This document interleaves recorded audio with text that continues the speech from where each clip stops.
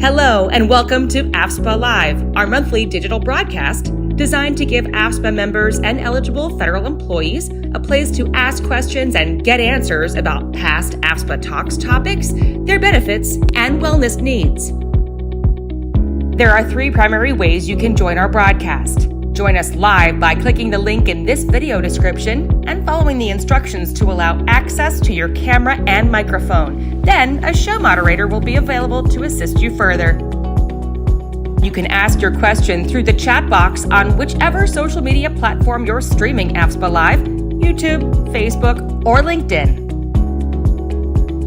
If you're not able to join us live, call our toll-free line prior to the broadcast at 888-435-0757 and leave our team a voice message that we may play back and answer live on air. Just tell us who you are and the question you'd like us to answer. I'll see you at the next AFSPA Live.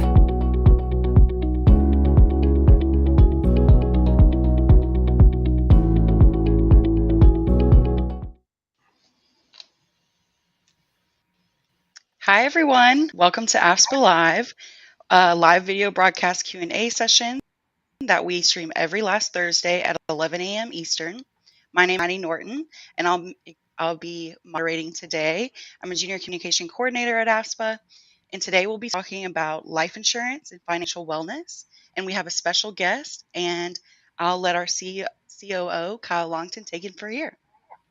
Thanks, Maddie, and thanks for taking this on this month.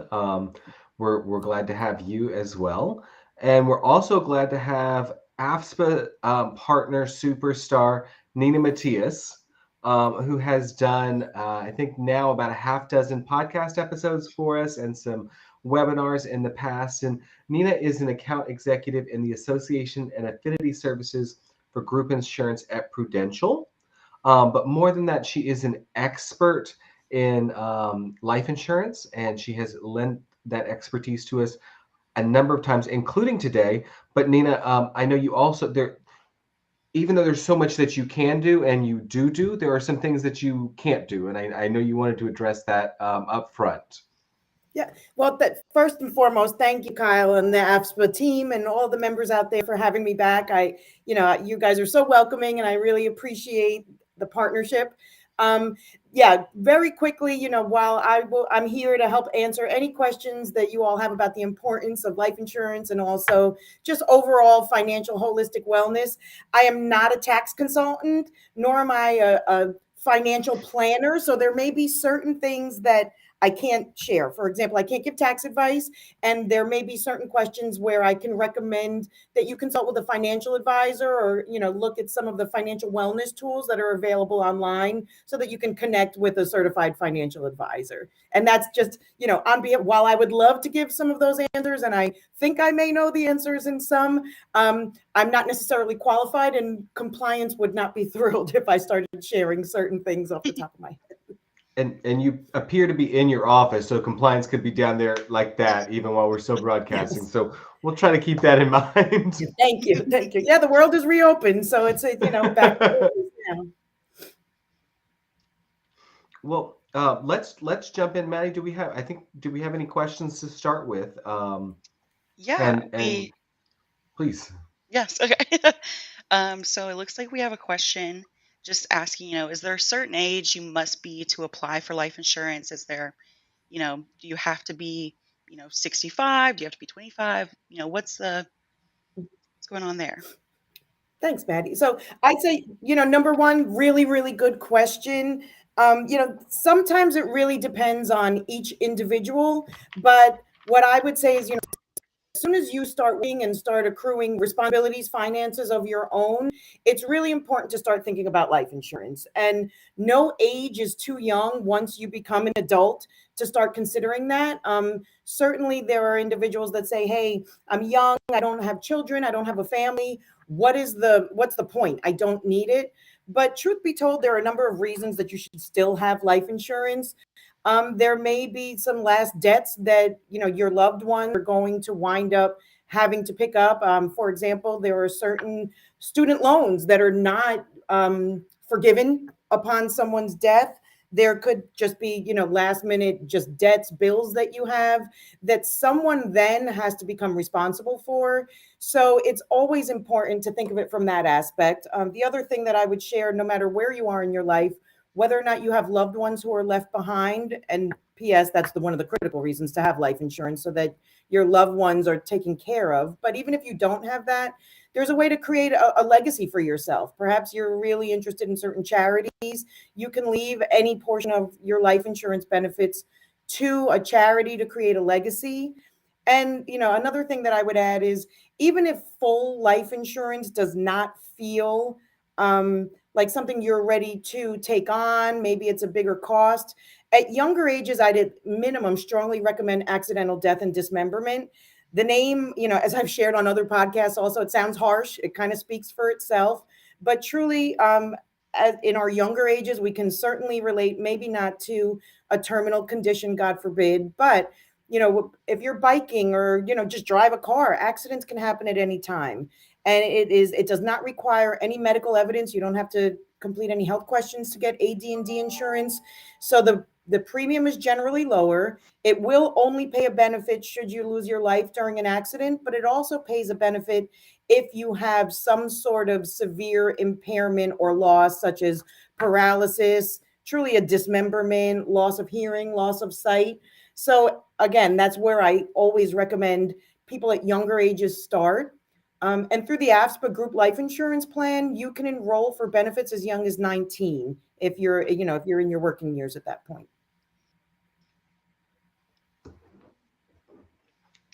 All right, and it looks like we have another question just kind of about the terminology of life insurance.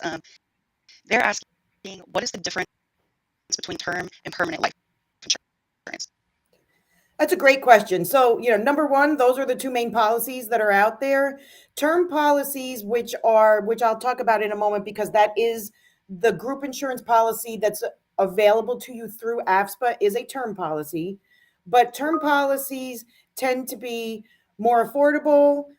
Therefore, a term of your life. So even if you were to get it on an individual chassis outside of a group plan, term policies typically last for 10 or 20 years, or, usually 30 years or less. Permanent policies we also call whole life. So think of it as, exactly what it says. They last for the whole of your life. And whole life policies, number one, they typically are a bit more costly, but they also build cash value. Term policies don't. So you can, if you choose to put some extra money in a cash accumulation fund, that money will grow, and then you can take out those cash accumulation fund proceeds at some point during your life, if you decide to do so, to use however you see fit. And they're just more, one is term, one will end and you'll have to renew it, and the other one is a permanent policy. I should underscore, however, that while the group insurance life plan that's available to you through AFSPA is what we call a term policy, because it's on the group insurance chassis, it doesn't automatically stop at 10 years or 20 years. You don't have to renew it. If you enroll for it and you are able to secure coverage, it will not end until age 80. So it's not kind of a 10-year or a 20-year. And that's one of the benefits to enrolling on, in your AFSPA benefits plan through group insurance. It's not an individual term policy that has, a defined end where then you have to re-enroll.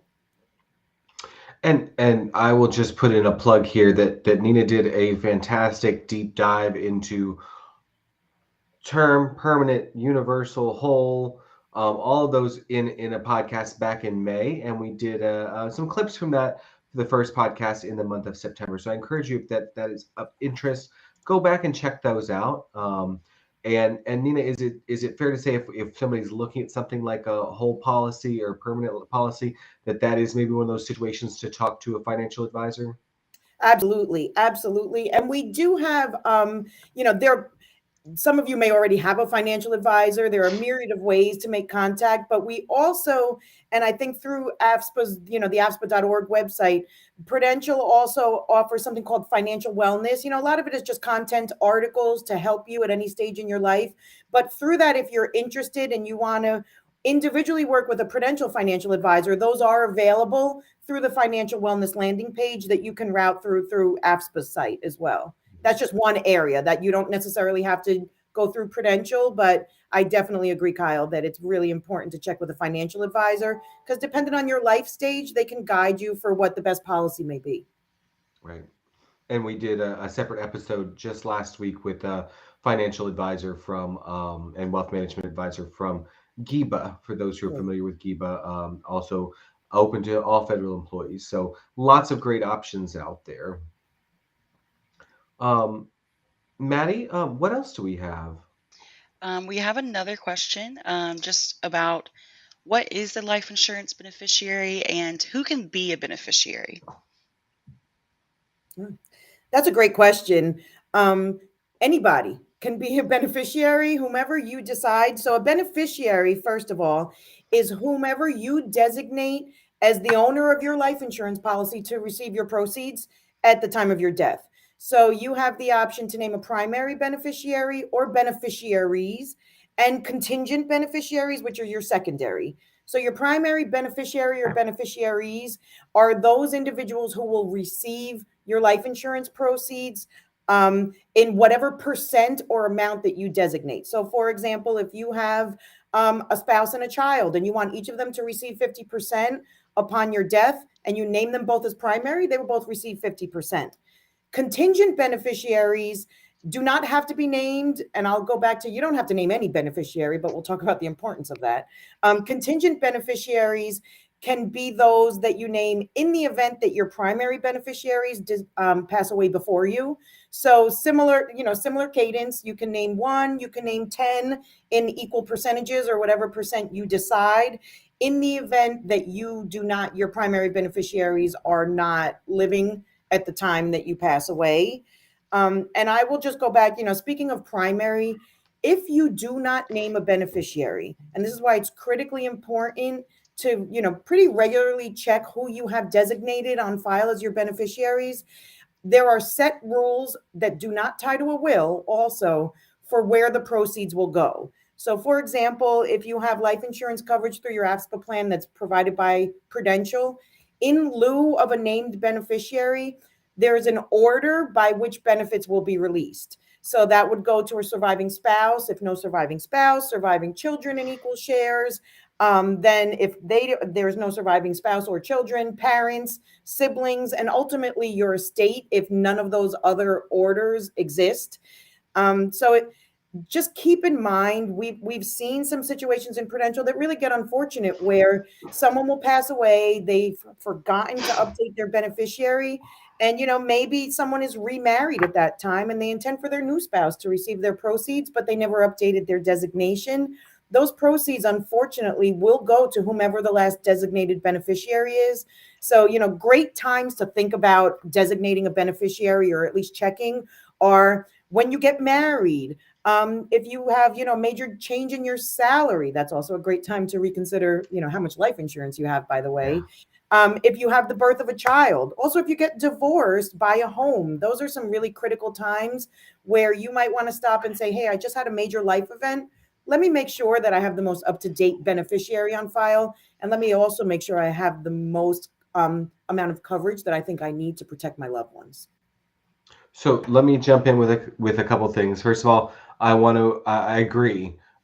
This Life Insurance Awareness Month also is a great time to go through and check all your beneficiary forms, and for your life insurance, but also for our members, the federal employees and annuitants, to make sure that those survivor paperwork is up to date. Because Nina, you said it. Maybe somebody gets remarried, and we run into this a lot. More often than you would think with our senior living foundation, where somebody didn't update it, and so maybe they've been remarried to somebody for 20 years, but they never updated their paperwork, and so when they pass away, their federal life insurance, their survivor benefits, and so forth go to their former spouse, who they haven't maybe even been in touch with. So this is a great time to do that. Now, I want to ask a question I want to follow up on the beneficiary question. If you designate a child, can the child receive that benefit, or does it also need to be some sort of guardian in place, anything like that? And I think in particular with our immediate benefit plan, that's one plan where we we don't allow, or we recommend strongly against naming a child as a beneficiary, right? Yeah, you know what? Great minds, Kyle, because I was just going to layer in that piece, life insurance and children and minor beneficiaries. So, first, you can absolutely name a minor child as your beneficiary. However, insurance proceeds at that point are dispersed either to a legal guardian of the minor child's financial assets. And P.S., that's not necessarily the same as their natural guardian. So, the whomever is responsible for the financial assets would receive those proceeds, or an adult that might be responsible for the well-being of the minor, and that's tied to something that we call the Uniform Transfer to Minor Act. And and when that happens, the proceeds are typically held until the beneficiary is of legal age, which is based upon state law. So the answer is yes, but based on everything that I just shared, you can understand there's a lot of red tape to that.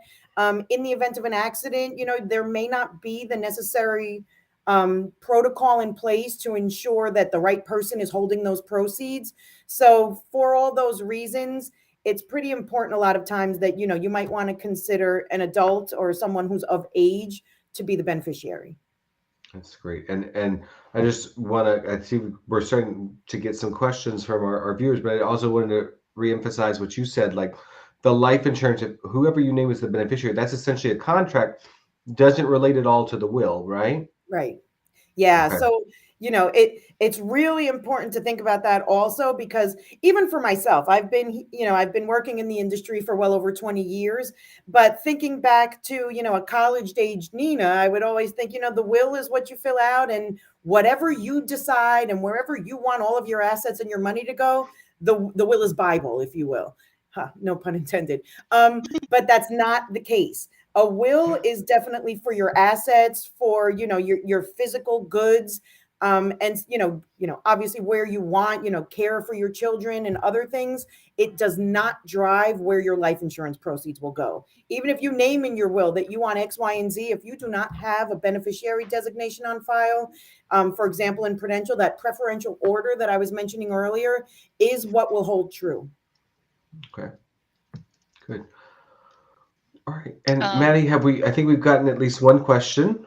yeah, we have a question from YouTube. This Michelle says, "What if my health changes? Do I need to get a new life insurance policy?" So you don't, if your health changes and you're already insured, then no, you don't need to get a new life insurance policy, excuse me. But, thank you for asking that question, because that's something that's really important for the population to keep in mind when it comes to why you should get life insurance early. So in addition to all the reasons I mentioned earlier about, leaving a legacy, why it's important to have it in your younger ages, just to make sure that nobody else is left essentially holding the bag when it comes to any kind of outstanding debts, last debts and liabilities that you may have. If you are healthy, it's the best time to get life insurance, because most life insurance policies may have a small, what we call guaranteed issue amount. For example, if you try to enroll for the AFSPA group life insurance within the first 60 days of being hired, or within 60 days of a qualified life event, having a child, getting married, you can enroll for up to $200,000 in life insurance coverage with no health questions. So, separately, that's another, especially during Life Insurance Awareness Month and when you're coming upon enrollment season, that's something key to keep in mind. However, if you decide to enroll at any other time outside of those 60-day windows, you do have to furnish what we call medical evidence, which are a series of health questions. And depending on those questions, Prudential or any other insurance carrier for that matter may require that you furnish urinalysis, blood work, or just additional medical records before a decision can be rendered. And there are situations, depending on anyone's health, where they're not deemed insurable, which means you can't get coverage. So, important to get it while you're healthy. It's important to think about, though, if your health changes, enrolling for it, because everything that I just shared right now doesn't mean that you will be denied for insurance. You just may have to provide a little bit more evidence to get that coverage. Um, and I wouldn't necessarily tie your health to how much you need, quite honestly. how much you need, there's no simple answer. Generally, we say, a rule of thumb in the industry was 7 to 10 times your salary. But it's really important to also think about all of the assets, all of the outstanding bills, your quality of life, and, what kind of quality of life do you want to leave for your loved ones, and how much does that cost? So again, I wouldn't necessarily link it to your health. I'd say if you're healthy, now's the greatest time to apply for life insurance. But if you do see that your health is deteriorating, it's also a better time to consider how much you have and try to enroll for more, because it's not going to be an automatic denial. It just may Yeah. be a little bit of a longer process. Yeah. And I'll just jump in and say we did a podcast recently with Tammy Flanagan from Retire Federal, and folks may know her, but she talked about the federal employee group life insurance program, the FEGLI program, and sort of what's offered there and how it's covered and so forth. But she also talked about looking outside of FEGLI. They've got the basic A, B, and C, and so forth, and what you can cover, and then also looking outside of that. And so, as you're considering your options, as you're facing changes in your life, FEGLI is a great option to look at for federal employees, but it's not the only option. AFSA is proud to offer some accessible, affordable, but really fantastic and innovative coverage plans. So please take a look at those as those change. And we're always happy to answer questions you might have about what our plans cover. And your coverage is available up to $600,000. It looks like we have another question, kind of what we were already talking about. They said, what is guaranteed issue, and does AFSPA offer any plans with this What feature? is that? Mhm. Sure. So I can certainly speak to the plans that are provided through Prudential. Guaranteed issue means you're guaranteed that amount of coverage. So I'll just again share what I was stating just a few moments ago. If, for example, you are a new hire, or you have just had a qualified life event, you have a baby, you get married, you can enroll for up to $200,000 of group life insurance at a guaranteed issue basis. That means all you have to do is enroll for the coverage, and there are no health questions. So basically, you're guaranteed that coverage.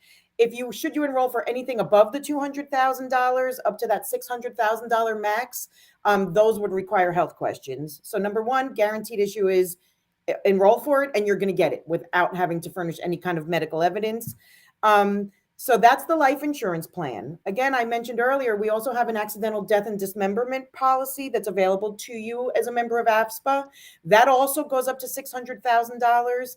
AD&D is less expensive. I'm not necessarily suggesting you only have AD&D, but I am suggesting if you have life insurance and no AD&D, enroll for the AD&D, because it's an additional $600,000. There are never medical questions for accidental death and dismemberment coverage, because it's not tied to your health, right? It's tied to, God forbid, you suffer a severe loss or death due to an accident. So always guaranteed issue all the way up to the plan max. Additionally, while we're really focusing on life insurance and during Life Insurance Awareness Month, there is for members and residents that are linked to certain states, there is also something that we call critical illness coverage. Very different plan, but it basically, for about 6 different types of critical illnesses, it will give you a certain payout, not tied to your life, but just to the diagnosis itself. And that does carry a guaranteed issue component as well of, I believe, $10,000, and the rest would require some medical questions. All right. We have another question. This person is asking, can their spouse be covered under their policy? Do they need to apply for additional coverage under her own policy? What are the steps for that? So that's a great question. So under the group life insurance policy, yes, your spouse can be covered, and they can enroll for up to, I believe, $300,000. They can get up to $50,000 on a guaranteed issue basis within those first 60-day requirements. You as a member do have to be enrolled for your spouse to be enrolled. But the great and unique news about the AFSPA policy is your spouses can also be members of AFSPA. And then rather than getting that $300,000 policy, they can be eligible for up to $600,000 as well. So should you get spouse insurance? Again, that's, I will always say yes. It's always important to make sure you're adequately insured to cover your losses and to make sure you're leaving behind just adequate funds for your loved ones.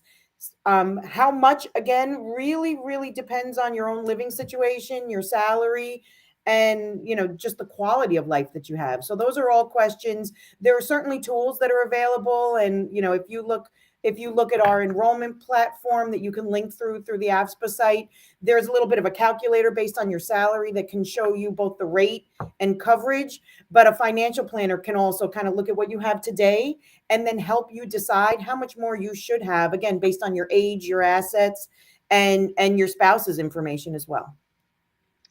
All right. Another question is coming in, and they are asking, I'm retiring soon, and I have a life policy with AFSPA. Can I keep it while retired? If you have, so I can speak to the Prudential policy. If it's a group life policy through Prudential, your policy continues to age 80. So as long as you're enrolled, while you are active, and again, you can enroll between the ages of 19 and 59. As long as you have the coverage, you can keep it to age 80, and it's agnostic to whether you're an active member or you're retired. All right. It looks like we have one question about, I know you kind of talked about this in the beginning, but it looks like someone has asked, my spouse, oh, sorry, we just got another question coming. My spouse is a non-US citizen. Can they apply for a life insurance policy? As long as you have the coverage, the answer is yes. So, we recognize, and we're very aware of the demographics of our AFSPA population, right? So, yes, we do cover non-US citizens. If you are applying for life insurance, then I certainly suggest reaching out to the AFSPA benefits team, because there are certain fields like Social Security number, for example, that most forms will ask. And there are some workarounds to that, but rather than kind of sharing that broadly, not because it's a secret, but because there are a couple steps that you might want to be aware of, I'd suggest working with the AFSPA benefits team, because typically we recommend kind of a default. That's a required field in most source systems. So we do have some defaults that we recommend be used at the time of enrollment in lieu of a Social Security number. But the answer is yes. All right, good to know. And it looks like we have a question about, I know you talked a little bit about, college debt and things like that, but someone has asked, I don't have kids, so why should I think about life insurance? So we get that a lot. It's a common question. I honestly say it's a common misnomer to say just because you don't have children, why should you think about it? Ultimately, you're going to have some last debts and liabilities that are somewhere, and that's going to fall on someone, another loved one that's going to have to pick that up. So number one, it's to make sure that you have at least enough money to cover those liabilities. Truthfully, it's also, for your final proceeds, a burial, you don't want to leave that to someone else to have to cover. And then lastly, if you're passionate about a certain cause, a charity, you can leave a legacy for yourself and donate any of the remaining proceeds to a charity. Yeah, that's a great point. Funerals are very expensive. Yes. And I think people tend to forget about that. So, even I'm 24 and I have life insurance, no kids, but, it's needed, just because I would never want to leave any types of debt on my sister, my mom, anybody like that. Great point, Maddie. Yes, thank you. Thank you. Looks like we are approaching the 11:30 mark. If we have any last minute questions, then now would be the time to put them in. And it has been very, very informational today to learn all these things. So thank you so much, Nina. Well, no, thank you both. Thank you, everyone, I should say, whether you're abroad or you're domestic. I love partnering with the AFSPA team. It's my distinct pleasure and honor to have joined these. It's always a great time. And if I may, for a moment, you guys have a great benefits team. I've been doing this for a really long time, and talk about a passionate group of individuals that really are there only to think about the benefit needs that are suited and tailored to all of you. It's what they're there for every day, and it's what gives me the greatest gratification in my role, to work with such a fabulous partner. So I just encourage everybody to take advantage of it, to reach out to the AFSPA benefits team if you have questions, because I've seen it firsthand. They really are there for you and they want to help you through. So, get your life insurance, guys. It's really important to have. Think about AD&D, and we are here, whether on the front line or behind the scenes, to help with any questions you have. Thank you for having me. Thank you, Nina. And Maddie, thanks for leading us through the discussion today. We look forward to talking with everybody again next month. We will be kicking off a focus on breast cancer awareness with the podcast starting Monday, and we will have a focus on that for AFSPA Live next month on the 27th at 11 a.m., October 27th at 11 a.m. So we look forward to seeing you then. Until then, we welcome any questions that you have. Please contact us, call us, send it through our social feeds, whatever. And we'll see you again next month. Thank you all. Bye, everybody. Bye. Thanks for watching our broadcast. Join us again the last Thursday of every month at 11 a.m. Eastern. Also, don't forget to look for AFSPA Cares on all of our social media channels: YouTube, Instagram, Facebook, and LinkedIn.